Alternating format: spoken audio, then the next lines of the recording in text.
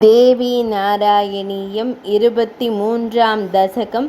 மகாலட்சுமி அவதாரம். மகிஷாசுரன் என்பவன் யார்? அவனுக்கு மகிஷ ரூபம் எப்படி வந்தது? பூமண்டலத்தில் தனு என்பவளுக்கு ரம்பன் கரம்பன் என்று 2 பிள்ளைகள். அதில் கரம்பன் பஞ்சநதம் என்னும் தீர்த்தத்தில் மூழ்கியும், ரம்பன் அந்த மரத்தின் அடியில் பஞ்சாக்னியின் மத்தியில் தன் நன்மக்கள் பெற வேண்டியும் தவம் செய்து வந்தனர். இதை அறிந்த இந்திரன் முதலை ரூபம் எடுத்து கரம்பன் நதியில் குளிக்கும்போது அவன் காலை பிடித்து நீரில் இழுத்தான். அதனால் அவன் மரணம் அடைந்தான். இதை பொறுக்க முடியாத ரம்பன் தன் சிரசை வெட்டி அக்னியில் ஹோமம் செய்ய தலையை ஒரு கையால் பிடித்து கொண்டு வாளால் வெட்டத் தொடங்கிய போது அக்னி பகவான் தோன்றினார். சாவதால் என்ன பயன் ஏற்பட போகிறது? உனக்கு என்ன வரம் வேண்டும் கேள் என்றார். தேவ தைத்திய மானிடர்களால் ஜெயிக்க முடியாத மிகவும் பராக்கிரமசாலியான புத்திரன் வேண்டும் என்றான். அப்படியே ஆகட்டும் என்று கூறி அக்னி தேவர் மறைந்தார். ஒரு நாள் ரம்பன் அழகான ஒரு எருமையை கண்டு காமவெறி கொண்டு அதன் அருகில் சென்று புணர்ந்தான். அதுவும் கர்ப்பமானது. அதை ரம்பன் பாதாளத்தில் மற்ற கடா எருமைகள் அதை நெருங்காமல் பாதுகாத்து வந்தான். ஒரு நாள் ஒரு கடா எருமை அதன் மேல் வெறி கொண்டு துரத்த ரம்பன் அதனுடன் மோதி அந்த எருமை ரம்பனை கொன்றது. அந்த கடா மேலும் எருமையை துரத்த அந்த எருமை தன் அருகில் அதை நெருங்க விடாமல் மீண்டும் தான் முன்பு இருந்த ஆலமரத்திற்கு சென்று யக்ஷர்களை சரணடைந்தது. தன்னை விடாமல் துரத்தி வரும் கடாவை நெருங்க விடாமல் வரும் எருமையை கண்ட அவர்கள் அதை காப்பதற்கு கடாவை கொன்றனர். தன் கணவனான ரம்பனோடு தானும் அக்னியில் விழ அந்த எருமை முயற்சித்த போது யக்ஷர்கள் தடுத்தும் பயனின்றி அது அக்னியில் விழுந்தது. அப்போது அதன் கர்ப்பத்திலிருந்து இரத்த பீஜனாகிய மகிஷன் வெளிப்பட்டான். மகிஷன் அரசாண்டு வரும் காலத்தில் அசுரர்களுக்கும் தேவர்களுக்கும் யுத்தம் வந்தது. அதனால் மகிஷன் மேருமலைக்கு சென்று பிரம்மனை இருதய கமலத்தில் தியானித்து 16,000 வருடங்கள் தவம் செய்தான். பிரம்மனும் மகிழ்ச்சி கொண்டு அம்ச வாகனத்தில் காட்சி தந்து என்ன வரம் வேண்டும் கேள் என்றார். மகிஷனும் நான் மரணமடையாதிருக்கும்படி அனுகிரகம் செய்ய வேண்டும் என்றான். பிரம்மதேவர் கூறினார், ஜனனம் மரணம் இரண்டையும் யாராலும் மாற்ற முடியாது. நானும் அவ்விதிக்கு ஆட்பட்டவனே. அதனால் இதை விட்டு வேறு வரம் கேள் என்றார். மகிஷன் சொன்னான், எனக்கு தேவர்களாலோ மனிதர்களாலோ தைத்தியர்களாலோ மற்றும் எந்த ஆணாலும் மரணம் வரக்கூடாது. அப்படியே மரணம் வந்தாலும் ஒரு பெண்ணால் வரட்டும் என்றான். அவன் நினைத்தான், நானோ மிகவும் பலசாலி, அதனால் ஒரு பெண்ணால் தன்னை ஒன்றும் செய்ய முடியாது என்று இப்படி வரம் கேட்டான். அவன் பெண்ணான அந்த பராசக்தியை மறந்துவிட்டான். மகிஷன் சக்ஷுசுரன், மகாவீரியன், மகோத்கடன், தனாத்தியக்ஷன், தாம்பரன், அசிலோமன், உத்தர்கன், பிடலாக்கியன், பாஷ்கலன், திரிநேத்திரன், காலன், பந்தகன் ஆகியோரை சேனாதிபதிகளாக கொண்டு உலகம் முழுவதையும் ஆக்கிரமித்து அது மட்டுமில்லாமல் தேவர்களையும் சொர்க்கலோகத்தில் இருந்து விரட்டி விடுகிறான். அவர்களுக்கான ஹவிர்பாகங்களையும் தானே எடுத்து கொள்கிறான். தேவர்களுக்கு இருக்க இடமும் இல்லை, சாப்பிட உணவும் இல்லை. மகிஷனின் சேனைகளால் எங்கு சென்றாலும் துன்பம் வர தேவர்கள் பிரம்மதேவரிடம் சென்று உதவி கேட்கிறார்கள். சங்கரரையும் விஷ்ணுமூர்த்தியையும் சந்தித்து அதன் பின் நாம் யோசித்து முடிவு செய்ய வேண்டும். அதனால் கைலாசம் செல்வோம் என்று அங்கு சென்றார்கள். பின் ஈசனுடன் விஷ்ணுலோகம் சென்றார்கள். அதன் பின் அவர்கள் எல்லோரும் சேர்ந்து தேவியை சரணடைவோம் என்று அங்கு போனார்கள். இதற்கு முன்பே மும்மூர்த்திகளும் தேவர்களுடன் சென்று மகிஷனுடன் சண்டை செய்து தோல்வியையே தழுவினர். காரணம் என்ன? அவன் பெற்ற வரமே. தேவர்கள் மனிதர்கள் தைத்தியர்கள் யாரும் எந்த ஆணும் அவனை வெற்றி கொள்ள முடியாது. மும்மூர்த்திகளின் பத்னிகளுக்கோ தேவர்களின் பத்னிகளுக்கோ யுத்தம் செய்ய தெரியாது. என்ன செய்வது என்று யோசிக்கிறார்கள். விஷ்ணு ஒரு முடிவு செய்கிறார். எல்லா தேவர்களுடைய சக்தியையும் நம் மூவரின் சக்தியையும் ஒன்று சேர்த்து ஒரு பெண் உருவானால் அவள் அவளால் தான் அந்த துஷ்டனை வதம் செய்ய முடியும். நம்மிடம் இருக்கும் எல்லா சக்திகள் அந்த தேவிகளின் சக்திகள்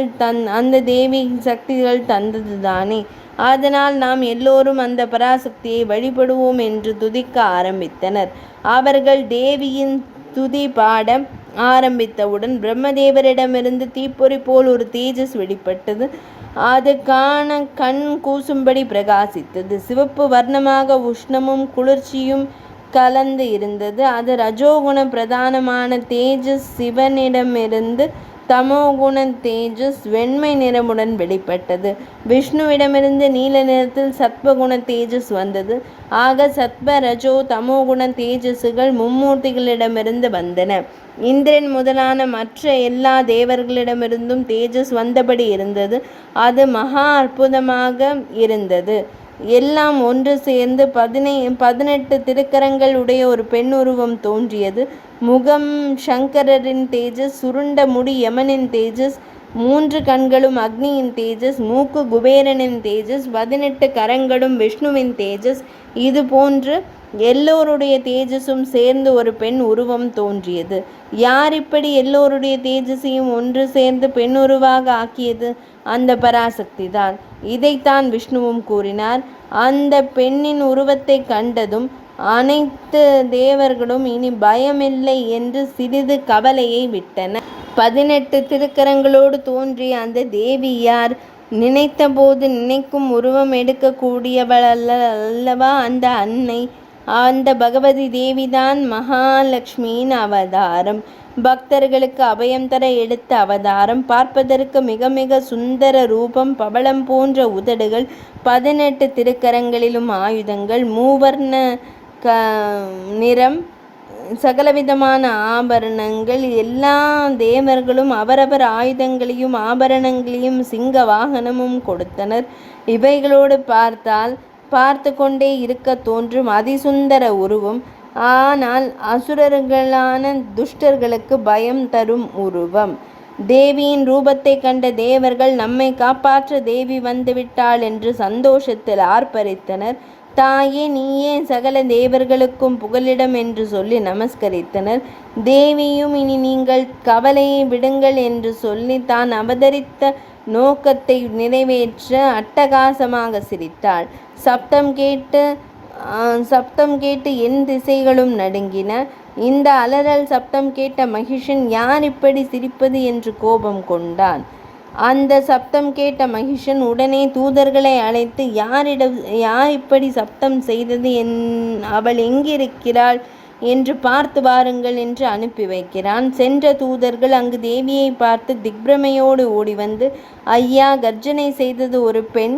அவள் வீரமும் ஸ்ருங்காரமும் ஒருங்கே இணைந்த அழகினை உடையவளாக இருக்கிறாள் என்று சொன்னதும் மகிஷனுக்கு காம உணர்வு எழுகிறது. அதனால் தூதுவனை மீண்டும் அனுப்பி என்னை கல்யாணம் செய்து கொள்ள சொல் என்று அனுப்புகிறான். அவனும் தேவியிடம் சென்று, மகிஷன் மிகுந்த பலசாலி, தேவர்களை வெற்றி கண்டவன், மிகுந்த அழகுடையவன், மன்மத லீலைகளில் வல்லவன் என்று மகிஷாசுரனை பற்றி பல்லவாறு புகழ்ந்து கூறி அவர் உங்கள் கடைக்கண் பார்வைக்கு ஏங்குகிறார். அதனால் நீங்கள் என்னுடன் வந்து அவரை திருமணம் செய்ய வேண்டும் என்று கூறினான். ஆனால் தேவியிடம் ஒன்றும் எடுபடவில்லை. அவள் அதை மகிஷனிடம் கூறுகிறாள். இருந்தாலும் மகிஷன் ஆசையை விடாமல் மீண்டும் மீண்டும் முயற்சி செய்கிறான். மகிஷன் முயற்சியை கைவிடாமல் தாம்பிரன் என்னும் மந்திரியை அனுப்புகிறான். அன்னை கூறுகிறாள், மகிஷனே, நீ எனக்கு சமமாக ஆக முடியுமா? என் லட்சணம் எங்கே? உன் அபலட்சணம் எங்கே? இந்த ஆசையை விட்டுவிடு. இந்திரனுக்குரிய யக்ஞ பாகத்தையும் ஸ்வர்க்கத்தையும் அவனிடம் திருப்பிக் கொடு. நீ உன் அசுரர் கூட்டத்துடன் பாதாளம் சென்றுவிடு. இல்லாவிட்டால் நான் உன்னை கொல்வது நிச்சயம். தாம்பிரனே, போய் உன் அரசனிடம் சொல் என்று கர்ஜனை குரலில் கூறினாள். தாம்பிரன் மகிஷனிடம் இதை கூறுகிறான். ஆனாலும் மகிஷனுக்கு ஆசை விடவில்லை.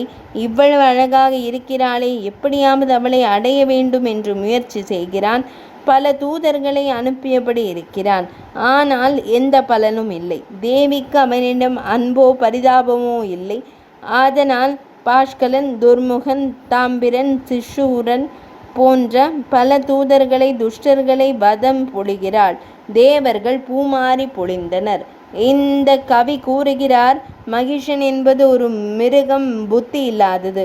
பாரம் சுமக்க முடியாவிட்டால் கடைக்கு அனுப்பி வைத்து விடுவார்கள். மாமிச கடைக்கு சென்றுவிடும். அதற்கு இது நல்ல பாரம், இது கெட்ட பாரம் என்பதும் தெரியாது. அதற்கும் எனக்கும் ஒரு வித்தியாசம்தான். அதற்கு வாலும் கொம்பும் இருக்கிறது, எனக்கு அது இல்லை. அதுவும் அடி வாங்கும். என்னையும் பலர் பல விதத்தில் துன்புறுத்தி இருக்கிறார்கள். என்னை ரட்சிப்பதற்கு நீ மட்டும்தான் இருக்கிறாய் தாயே, நீதான் என்னை காக்க வேண்டும் என்று கூறுகிறார். 23ஆம் தசகம் நிறைவடைந்தது.